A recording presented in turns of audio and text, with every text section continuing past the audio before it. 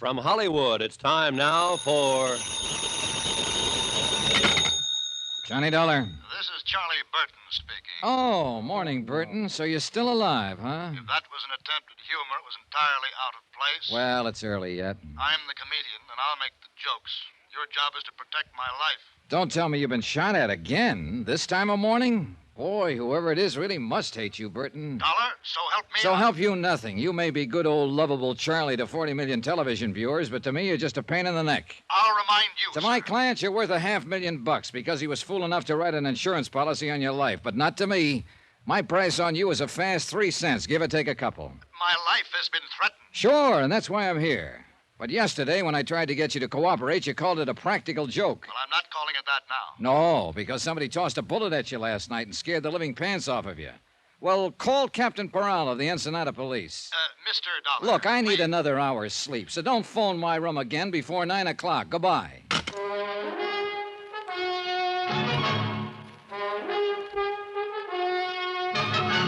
Tonight and every weekday night, Bob Bailey in the transcribed adventures of the man with the action-packed expense account, America's fabulous freelance insurance investigator. Yours truly, Johnny Dollar.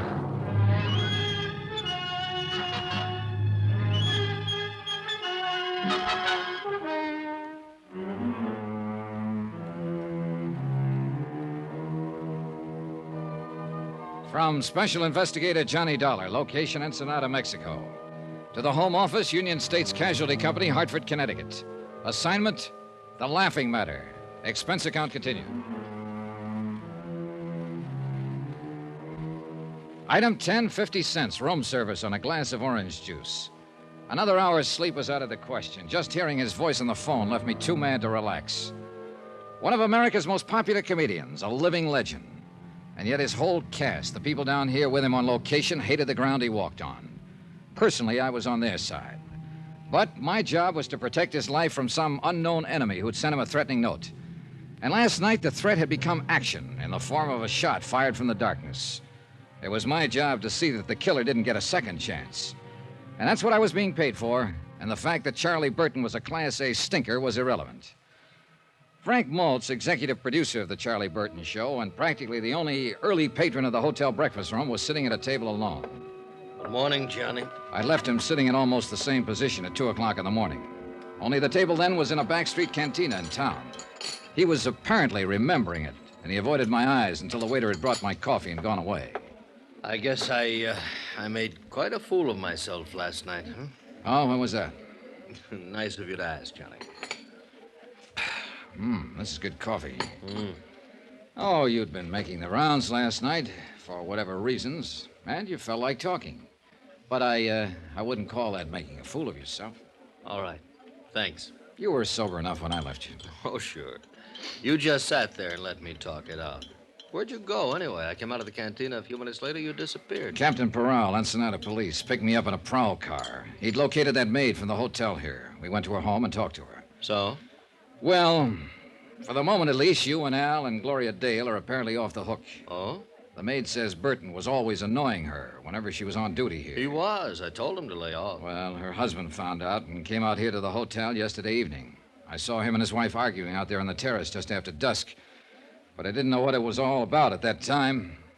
Anyway, that's the last she saw him. He didn't come home last night, and he's still missing. I just talked to Peral on the phone. They've got half the police force looking for him. And you figure he's the one who took a shot at Charlie last night?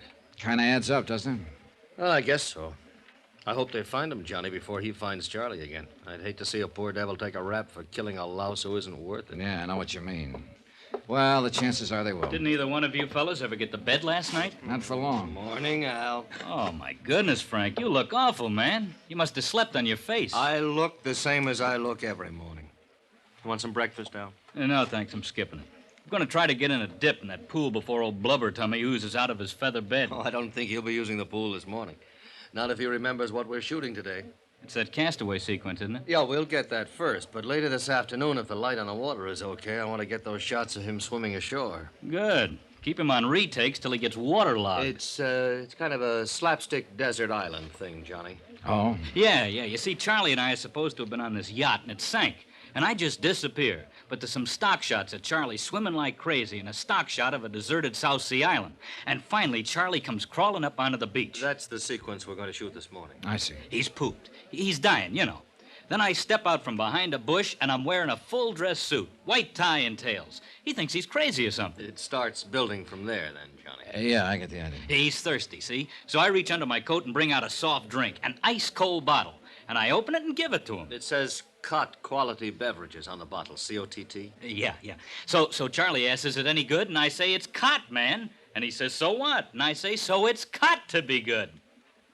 See, Johnny, it's out-and-out slapstick, but it works pretty well on camera. Yeah, it keeps building, you see. I keep producing things out of the bushes. A table and chair, tablecloth, dishes and silver, caviar, bottle of wine, roast turkey, then a string quartet, and finally a line of dancing girls. And the payoff's a shaggy dog. He says, look, we were shipwrecked together. How you doing all of this? And I say, it's easy. I got a cousin in Congress. It's a lot better on film, Johnny. A lot better than it sounds, stripped down this way. Yeah, well, I'm not exactly a fan of Burton's. Oh, he's got some good stuff in this one, Mr. Dollar. In fact, he's got all the good stuff. Only thing I'm in there for is to feed him the lines. As usual, of course. If I ever get a decent role in his show, I'll drop dead. Oh, really? Attention! That's not funny, Al. At ease. I said it's not funny. You thought it was when you did it on the show last month. May I remind you that your services can be easily dispensed with? Good. Fire me. Al.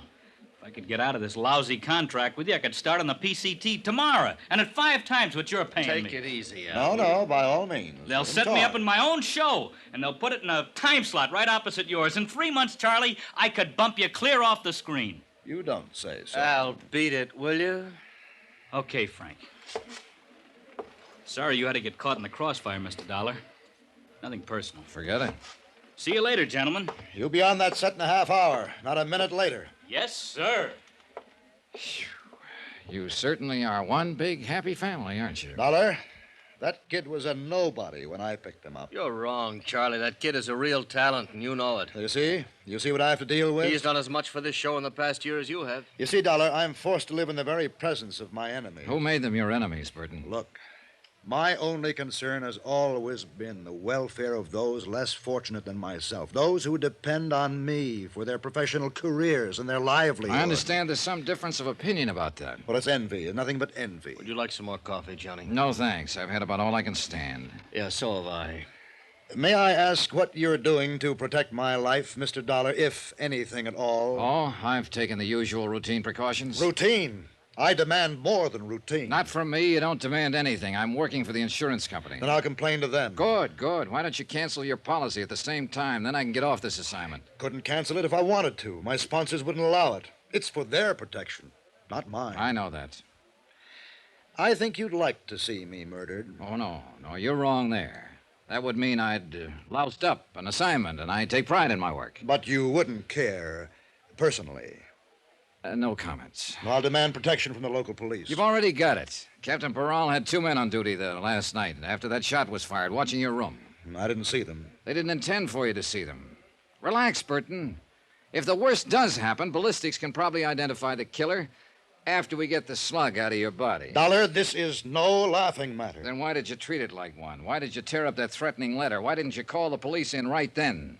Why didn't you cooperate with me yesterday when I got here? And why the devil did you make a pass at an 18-year-old girl in the first place and get her husband out gunning for you? You mean you know who's trying to kill me? If it's any satisfaction to you, Burton, just in case he gets past us, you probably have been killed by a man named Nacho Morales. His wife is a maid here at the hotel, as you no doubt know.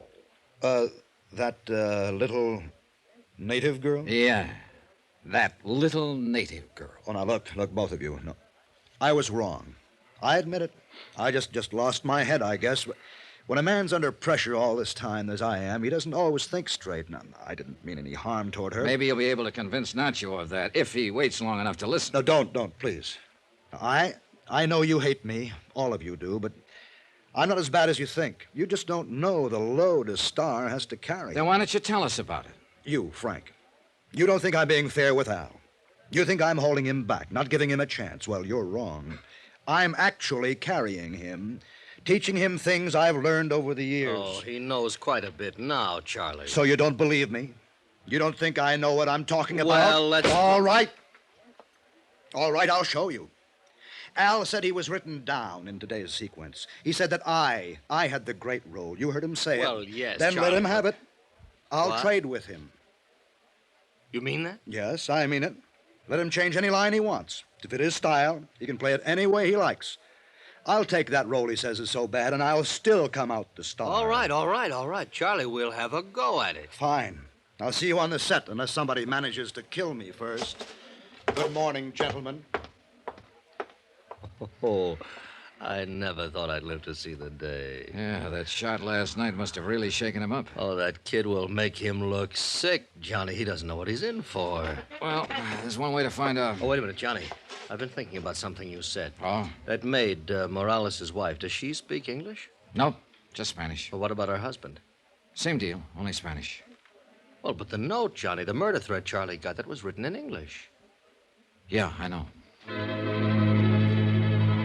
The South Sea Island set was built on the beach at the far end of the bay.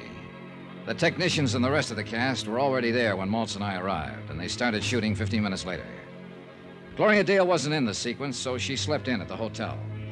Some of Captain Peral's men were on hand, on the lookout for Nacho Morales, but he didn't show. By 3 in the afternoon, they were nearly finished. They'd shot the last scene once, but Maltz decided on a retake. So Hal sat down again at the fully laid table on the beach, and they started to roll. He poured himself another glass of colored water from the prop wine bottle and began to carve the roast turkey while he exchanged lines with Burton. Then suddenly Al missed a cue, faltered on a line, and Maltz cut the cameras. Al pushed back from the table, stood up slowly, then staggered and fell. I rushed toward him, pushed through the crowd that was gathering, and kneeled down beside him. But he was already dead.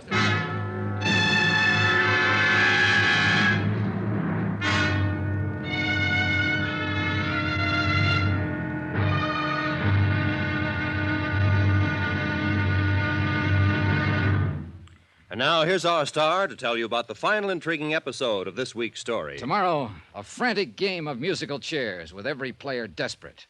Because the loser in this game gets the electric chair. Join us, won't you? Yours truly, Johnny Dollar.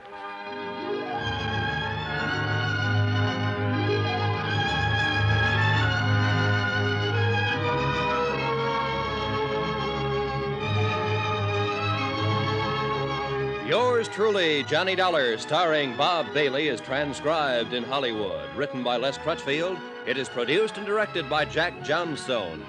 Be sure to join us tomorrow night, same time and station, for the next exciting episode of Yours truly, Johnny Dollar. Roy Rowan speaking.